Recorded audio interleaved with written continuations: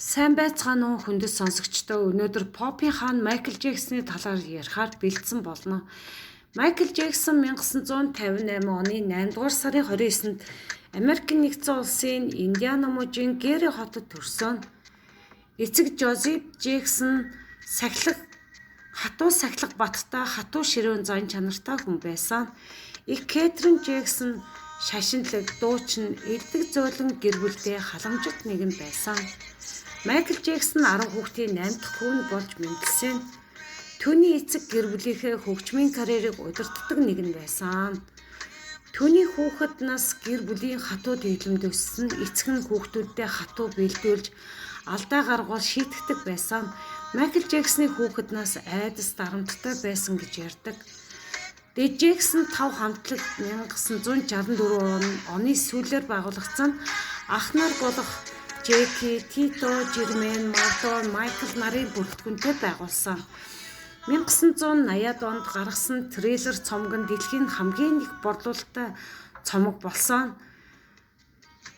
Трейлер Jane, Beat It, Smooth Criminal, Black or White хит дуунууд түүнийг Попын хаан болгосон. Billboard чартад тэргүүлж байв. Майкл хамтлагийн гол дуучин болж гайхалтай хоолой бүжиглэх чадвартайгаараа ялгарч эхэлсэн. Ганцаарчлсан карьер ба Попын хаан болох замнал нь үгээр эхэлсэн байдаг. Мөн түүний гайхалтай бүжиг ялангуяа Moonwalk хөдөлгөөн нь түүний онцлог байсан. Тэрээр дэлхийн хамгийн алдартай уран бүтээлч болгосон. Грэммийн шагнал 13 удаа Америкаас авсан, хөгжмийн шагнал 26 удаа, Billboard Hot 100-д тэргүүлсэн дуунууд нь 13 удаа, Guinness-ийн дэлхийн дээд амжилт олон удаа авч байсан. Мөн тэрээр Rock and Roll Hall of Fame-д 2 удаа, Songwriting Hall of Fame-д 1 удаа нэрлэгдэж байсан. Сайн үйлсийн аянууд хүүхдийн боловсролд өвчтөе хүмүүст туслах олон хөтөлбөр хэрэгжүүлсэн байдаг. 1980-ад оны үеэс Майклийн арьс цайрч эхэлсэн нь олонний цуурхалд байдаг. Арьсны пигмент дархлааны өвчин 1993 онд Опра Юмпригийн ярилцлаганд өөрөө баталсан. Түүний гэр бүлийн гишүүд нь энэ өвчнийг удамшилтай гэж хэлсэн байдаг. Дархлааны өвчин арьсны эмзэг байдал үүсгэж нарнаас хамгаалах эмчилгээ их хийлгдэг байсан. Өнгөнд жигт харагдуулахын тулд арьсны эмчилгээ хийдэг байсан.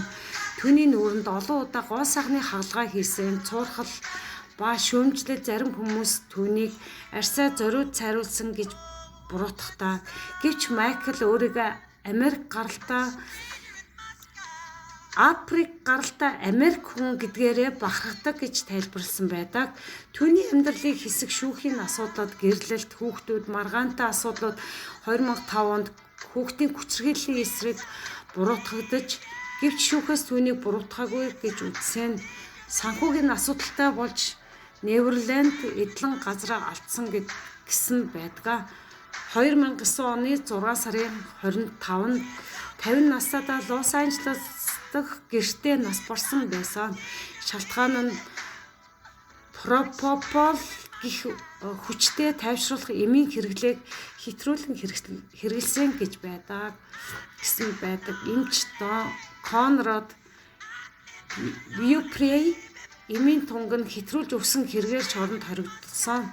Майкл Джексон дэлхийн хамгийн их борлуулалттай цомог трейлер энэ цомгоос 70 сая ашиг болсон байдаг. NTV Pop хөгжимд хувьсгал хийсэн.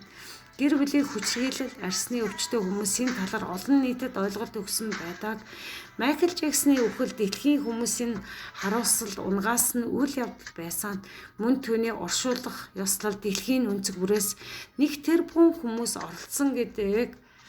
Энэ сайхан алдартай хүмүүсийн түүх намтрыг товч хүргэсэндээ таатай байна.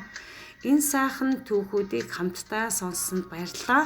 Намайг илүү их дэмжиж, лайк, subscribe, сайхан сэтгэлийн комент бичиж үлдээгээрэй. Танд амжилт хүсье. Баярлалаа.